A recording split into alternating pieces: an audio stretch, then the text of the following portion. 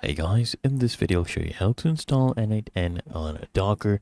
The first thing I want you to do is come to the official website and download Docker Desktop for your operating system. Then once you're done with that, I want you to go ahead and run N8N as a containerized service and execute this command in a terminal.